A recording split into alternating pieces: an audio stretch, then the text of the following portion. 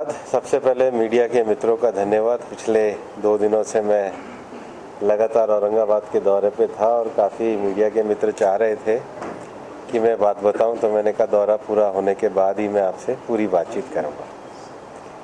कल सुबह आने के बाद इस 2 दिवसीय दौरे का लक्ष्य पार्टी को 2024 की दृष्टि से मजबूती प्राप्त देना और केंद्र सरकार की अनेक कल्याणकारी योजनाओं को जमीनी स्तर पर देखने का विषय था।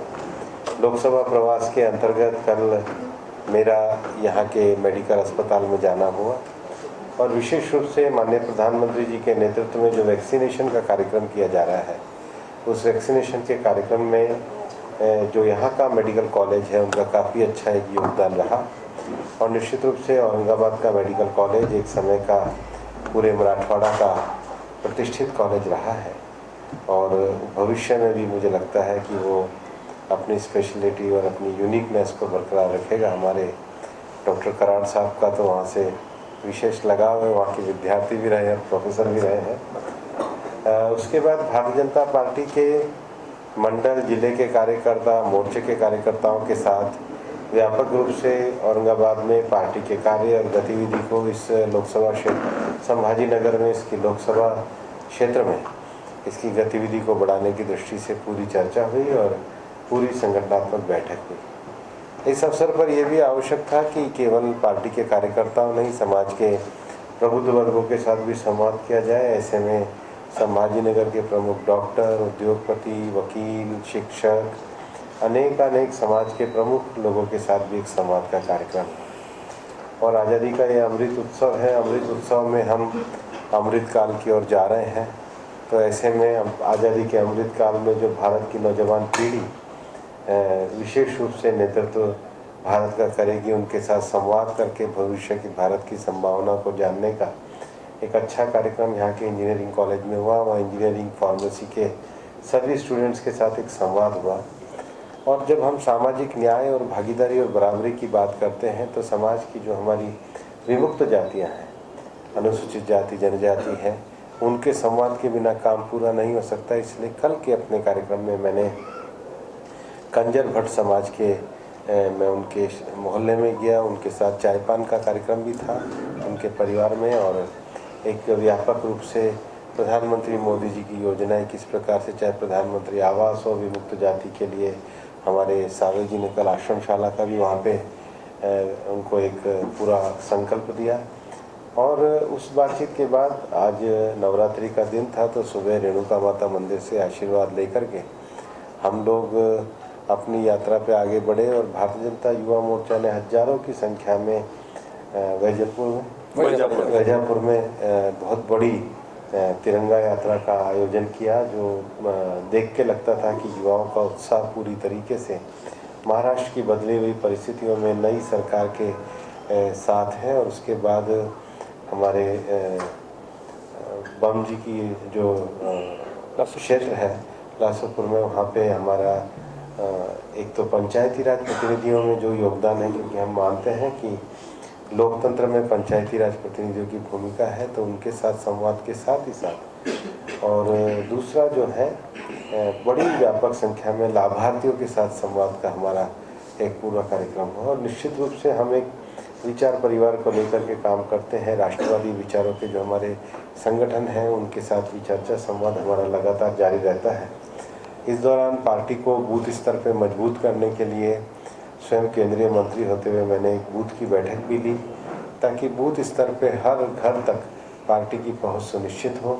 महिला मोर्चे ने भी बहुत अच्छा वृक्षारोपण के कार्यक्रम का आयोजन किया और पार्टी समाज के सभी वर्गों में सर्वस्पर्शी पार्टी के रूप में उभरे, ये हमारी संकल्पना है। और आने वाले समय में भी संभाजी नगर में पार्टी मजबूती के साथ काम करती रहे, इसके लिए मेरा प्रवास और संपर्क चलता रहेगा।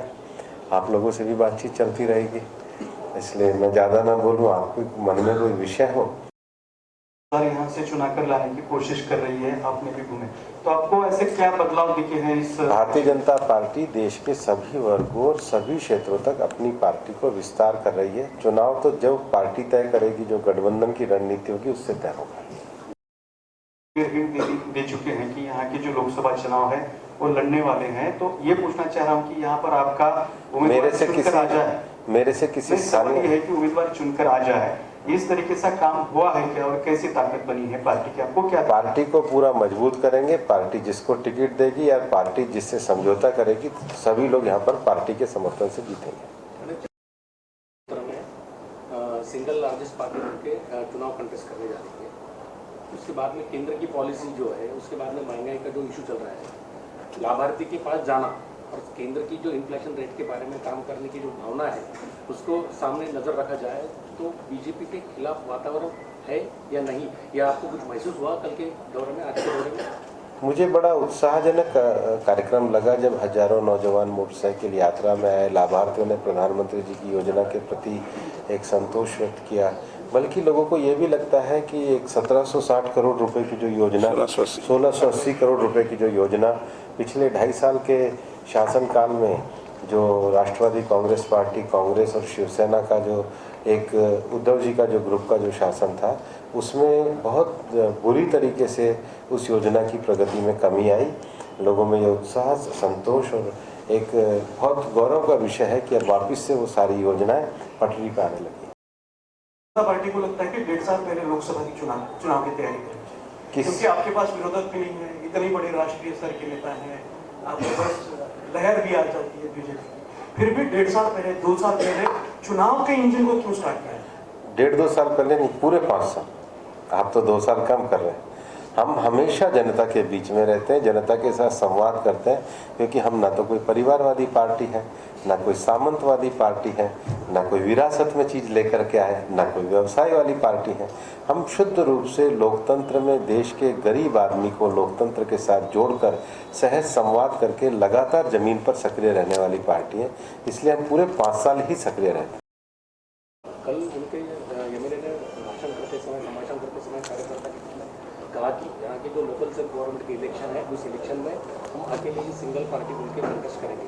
तो बीजेपी एक तो गठबंधन के बारे में सोचकर चुनाव क्षेत्र को सामने नजर रख के काम कर रही है, या फिर ऐसा कुछ अलायंस बनाने के विषय के बारे में? एकनाथ शिंदे जी और देवेंद्र फडणवीस जी की सरकार महाराष्ट्र में मजबूती के साथ काम कर रही है। जब हम सरकार में मजबूती के साथ काम कर रहे हैं, तो हम चुनाव से लेकर सब चीजों में मजबूती और एक साथ ही काम करेंगे। तुमच्याच बाजूला बसलेले भागवत कराड गेल्या काही वर्षांपासून औरंगाबाद लोकसभेची तयारी करतात, पण औरंगाबाद हा शिवसेनेकडे होता, म्हणजे पर्यायाने आपल्या युतीसोबत असलेल्या शिंदे गटाकडे, पण तरी देखील अशा प्रकारची तयारी आपण का करता? ऐसा है कि बुल्ढाना भी है, औरंगाबाद भी है, हिंगोली भी है और चंद्रपुर भी है। 2 नहीं है, 4 है। दूसरी बात, हमारे यहाँ कौन लड़ेगा ये तय तो पार्लियामेंट्री बोर्ड करता है। ना तो कराड़ साहब तय कर सकते हैं, ना मैं कर सकता हूँ, ना हमारे कोई भी कार्यकर्ता कर सकते हैं। और कौन लड़ेगा, किस पार्टी से चुनाव लड़ेंगे, ये भी हमारा पार्लियामेंट्री बोर्ड ही तय करता है। हमारा काम है जमीन पर पार्टी को मजबूत करना है। जमीन पर मजबूत करके भाजपा जिसके साथ लड़े उसको जिताना है, भाजपा लड़े तो भाजपा को जिताना है। हम सैनिक की तरह अपने कार्यकर्ता के नाते एक जमीन पे जो आम आदमी से जुड़कर काम करने का विषय है, उसमें हम सतत सक्रिय रहते हैं। बिहार में हमने देखा है कि पिछले दरवाजे से भाजपा तैयारी करती है अपने गठबंधन के सहयोगों को अंधेरे में रखे। क्या वैसा भी महाराष्ट्र में हो रहा है? जहाँ जहाँ शिंदे गुट के जहाँ उम्मीदवार दावा कर रहे हैं, वहाँ भाजपा आरोप है और मैं इसको गलत मानता हूँ। भारतीय जनता पार्टी बहुत ईमानदारी से अपने गठबंधन के साथियों के साथ काम करती है। बल्कि बिहार में हमारे तो 76 से ज़्यादा विधायक थे, उनके तो 48 थे, फिर भी हमने गठबंधन धर्म को बनाते हुए उनको मुख्यमंत्री बनाने का काम किया। धोखा उन्होंने हमें दिया, हमने कभी किसी को धोखा नहीं दिया। लेकिन पहले आप बिहार को स्पष्ट कर लीजिए, धोखा हमको मिला है। और यहाँ पर भी लोगों ने जो मैंडेट दिया था, प्रधानमंत्री नरेंद्र मोदी जी के नेतृत्व में महाराष्ट्र की सरकार महाराष्ट्र का विकास करे। सीटें भी अगर आप पिछले विधानसभा चुनाव का रेशो देखेंगे तो अनुपातिक रूप से जितनी सीटें भाजपा ने लड़ी, भाजपा का जीतने का प्रतिशत ज़्यादा था। ये तो भारतीय जनता पार्टी को धोखा दिया गया। हमारे मैंडेट को चोरी करके राष्ट्रवादी कांग्रेस और कांग्रेस के साथ यहाँ सरकार बनाई गई। और मैं तो कहना चाहूँगा और एक नाथ शिंदे जी को भी बधाई देना चाहूँगा, जिन्होंने महाराष्ट्र की जनभावना का सम्मान करते हुए यहाँ पर पुनः लोगों ने जिस मैंडेट के लिए वोट दिया था, एक नाथ शिंदे जी और देवेंद्र फडणवीस जी के नेतृत्व में सरकार बन रही है। तो क्या आपको नहीं लगता कि भाजपा को ज्यादा स्कोप हुआ है महाराष्ट्र में ज्यादा सीटें चुनाव में लड़ने की? भारतीय जनता पार्टी महाराष्ट्र के विकास के, महाराष्ट्र की प्रगति के लिए पूरी तरीके से प्रतिबद्ध है। हम उन सब राष्ट्रवादी लोगों को साथ लेकर के चलना चाहते हैं जो महाराष्ट्र में सांस्कृतिक गौरव में विश्वास करते हो, महाराष्ट्र के विजन में विश्वास करते हो और आत्मनिर्भर भारत और आत्मनिर्भर महाराष्ट्र बनाने के लिए काम करते हैं। और हम आह्वान करना चाहते हैं उन सब राष्ट्रवादी शक्तियों के साथ कि छत्रपति शिवाजी महाराज की प्रेरणा और बाबा साहब अम्बेडकर के समतावादी सामाजिक न्याय के जो संवैधानिक भावना है, उसको लेकर के हम एक ऐसे समाज का निर्माण करें जिसमें हर व्यक्ति विकसित हो। टाइटल है, भावना नहीं होती। मैं पूछ रहा हूँ, टाइटल नहीं, राष्ट्रवादी कांग्रेस को भी जोड़ सकते जो उनको नेशनलिज्म की भावना जो है, नेशनलिज्म की भावना का जो भारतीय संस्कृति के जो जीवन मूल्य हैं और राम मंदिर के जो विषय हैं, देश में 370 को जो विषय हैं, आपने देखा होगा उनका स्टैंड हमारे से भिन्न रहा है वैचारिक रूप से जिनका हमारे साथ विषय है, विशेष रूप से जो हिंदुत्व के जो विषय जिनको हम ये मानते हैं कि कुछ विषय किसी के विरोध के विषय नहीं है, भारत के सांस्कृतिक गौरव के विषय हैं, उन विषयों का हम सम्मान करते हैं। संगठन बहुत अच्छा और मजबूती के साथ काम कर रहा है। नीचे तक सभी हमारी विधानसभाओं की बूथ की कमेटियां बनी हैं, हमारे सोशल मीडिया और आईटी के लोग बहुत मेहनत कर रहे हैं। यहाँ के हमारे विधायक और ये जिला अध्यक्ष हैं, उनका तो अभी प्रमोशन ही हो गया, प्रदेश महामंत्री बन गए हैं। तो सब लोग बहुत मेहनत से काम कर रहे हैं।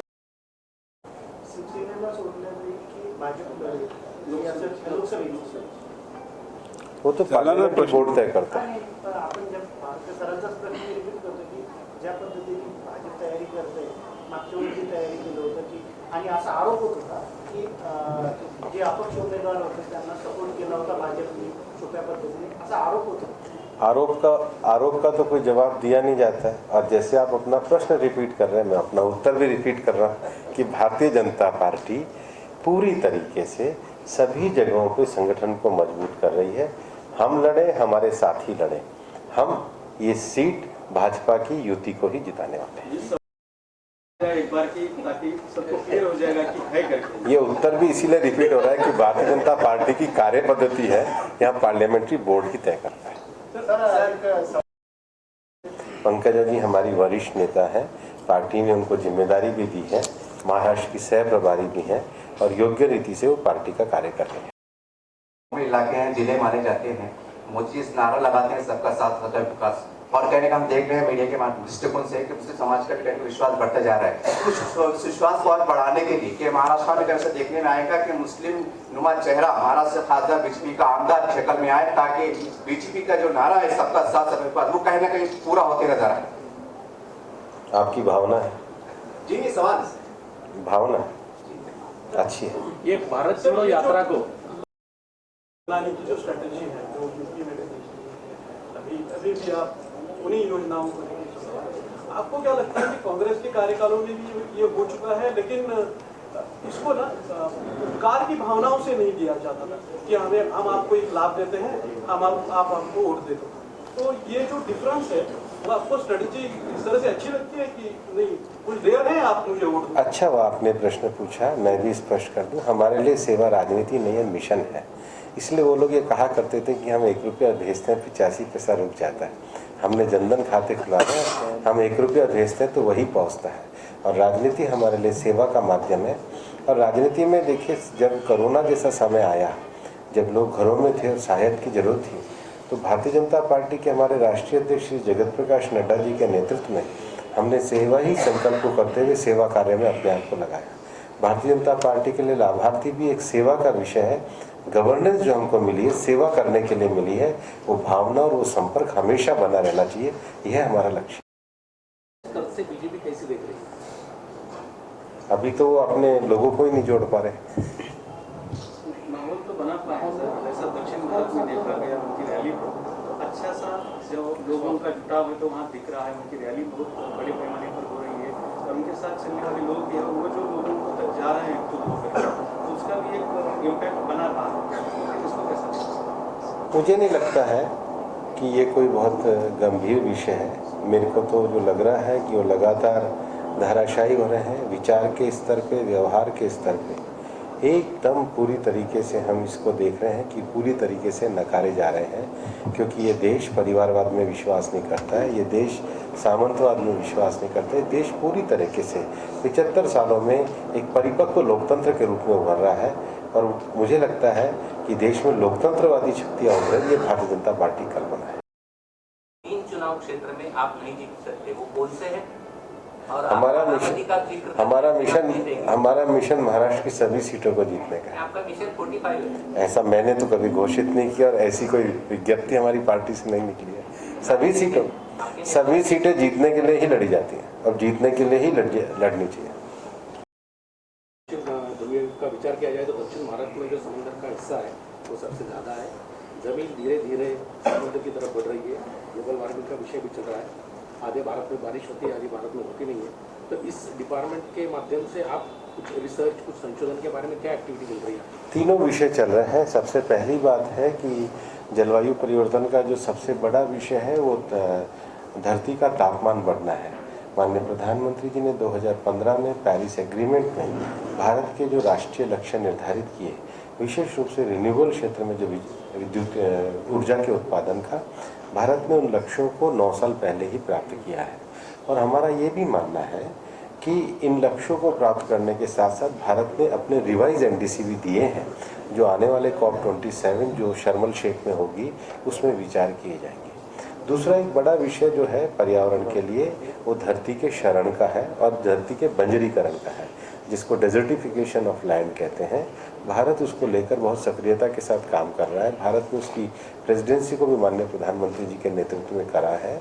और तीसरा बायोडाइवर्सिटी जो है वो इम्पोर्टेंट है। समुद्री क्षेत्रों में जो हमारे मैंग्रोव्स हैं उनके संरक्षण के लिए सरकार के द्वारा योजनाएं चलाई जा रही है। भारत सरकार का एक इंस्टीट्यूट जो चेन्नई में है, NCSM है, नेशनल कोस्टल सस्टेनेबल मैनेजमेंट, उसके वैज्ञानिक इसको लेकर के दिन रात काम कर रहे हैं। मैंने भी उसका रिव्यू किया। हमारी जो तटीय क्षेत्र की सरकार की योजनाएं हैं वो उनके शरण को बचाने के लिए तटीय स्थान पर, जिसको ब्लू इकोनॉमी कहते हैं, उसको बढ़ाने के लिए काम कर रहे हैं। शुरू हुआ वहाँ कोई सीरियसली उस टाइम भाजपा को नहीं लेता था। उसी दृष्टि से आज देखा जाए तो केजरीवाल दिल्ली और पंजाब के बाद और सरकार आगे मतलब कोशिश कर रहे हैं, तो आप कैसा इसे देखते हैं आम आदमी पार्टी के इस प्रयास को? ये तात्कालिक है, मुझे नहीं लगता इसका कोई स्थायी परिणाम आने वाला है। तात्कालिक रूप से भारत में 1250 के करीब राजनीतिक दल बने हैं और राजनीति में दल अपने आप में विलय भी होता है। भारतीय जनता पार्टी के विकास होने का बहुत बड़ा कारण है कि एक वैचारिक दृढ़ता की भावना को लेकर पार्टी आगे बढ़ी है।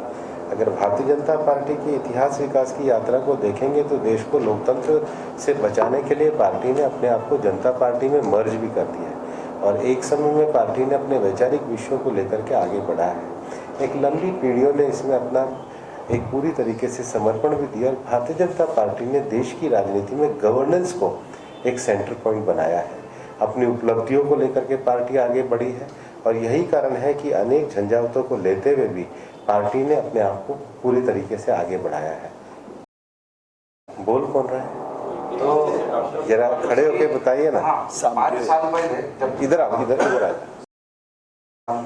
जब काम थी मैं स्पेशली सस्टेनेबल डेवलपमेंट के बारे में बहुत सोचा था, मगर उसका इम्प्लीमेंटेशन ज़्यादा नहीं हुआ। और अभी आपकी सरकार ने अभी राष्ट्रीय शुद्ध हवा कार्यक्रम भी अपने हाथ में लिया है, मगर उसका अर्थ क्या है ये कुछ शहरों में किसी अधिकारी को पता नहीं, इसलिए वो काम उसको हो नहीं पा रहा। ऐसा है कि सस्टेनेबल डेवलपमेंट में सबसे पहले जो रिन्यूएबल का उत्पादन है, अगर आप पिछले 7 सालों में देखेंगे तो भारत ने रिन्यूएबल में अपने दिए हुए NDC को प्राप्त किया है। दूसरा, अगर आप धरती का बंजरीकरण जो डेजर्टिफिकेशन कहेंगे तो पिछले 7 सालों में 26 मिलियन हेक्टेयर ज़मीन हमने वापस से उसका पुनः पहले वाला रूप लाने का काम किया है। इसके साथ ही साथ National Clean Air Mission programme में जो 14th फाइनेंस कमीशन है उसमें लगभग 5,000 करोड़ रुपए की राशि दी गई है। देश के 132 शहरों का हमने चुनाव किया है और जो वायु प्रदूषण है उसका कारण केवल ट्रांसपोर्ट नहीं है, इंडस्ट्रियल पॉल्यूशन भी है, डस्ट पॉल्यूशन भी है, वेस्ट मैनेजमेंट भी है। इन सब को लेकर के हम काम कर रहे हैं और प्रधानमंत्री जी ने जिन 132 शहरों के लिए हम लोगों को एक लक्ष्य दिया था, उन 132 शहरों की वायु मॉनिटरिंग जो है हमारे मिनिस्ट्री एनवायरनमेंट फॉरेस्ट के प्राणा पोर्टल पे की जाती है और लगातार उसकी मॉनिटरिंग की जा रही है। पिछले दिनों जब एक साल पहले ही मैं खुद बॉम्बे में आया था और रीजनल स्तर की हमने वर्कशॉप भी करी थी और महाराष्ट्र के भी अनेक म्यूनिसिपैलिटीज़ के साथ सीधा MOU करके हमने राशि उनको प्रदान करी थी। हिंदुत्व का नारा है, उसको अगर महाराष्ट्र की परिप्रेक्ष्य में देखते हैं तो मनसे, शिवसेना, एकनाथ शिंदे और बीजेपी, ये 4 पार्टियां हिंदुत्व को लेकर आगे बढ़ रही हैं। आपको क्या लगता है कि ये डिवाइडेशन ऑफ हिंदुत्व है? मैं नहीं मानता हूँ विचार के आधार पे, लेकिन मेरे को ये लगता है कि जिन मूल्यों को लेकर भारतीय जनता पार्टी आगे बढ़ी है और जिन विषय और विकास को, भारत को सामर्थ्यवान बनाने के लिए भारतीय जनता पार्टी ने देश भर में काम किया है, क्योंकि ये केवल भावनात्मक विषय नहीं है, गरीब आदमी के जीवन में परिवर्तन ला करके उसको एक सम्मानपूर्वक जीवन देते हुए भारत को एक मजबूत राष्ट्र बनाने की दिशा में आगे बढ़ना है। और आपने देखा होगा पिछले 8 वर्षों में भारत का मान सम्मान, दुनिया की वैश्विक कूटनीति में भारत का स्थान बहुत प्रमुखता के साथ आगे बढ़ा है। तो इस स्तर पर जिनको लोगों ने अपनाया है और देखा है, उस भारतीय जनता पार्टी का देश में एक विश्वास बना है, वो हमारे लिए भी गौरव की बात है और हमारे लिए एक संतोष की बात है। सरकारों को हृदय से धन्यवाद देता हूँ और मैं आशा करता हूँ कि 24 तक मैं आता रहूँगा, आपसे मिलना होता है। दोन्ही विधानसभा, एक लोकसभा, त्यानंतर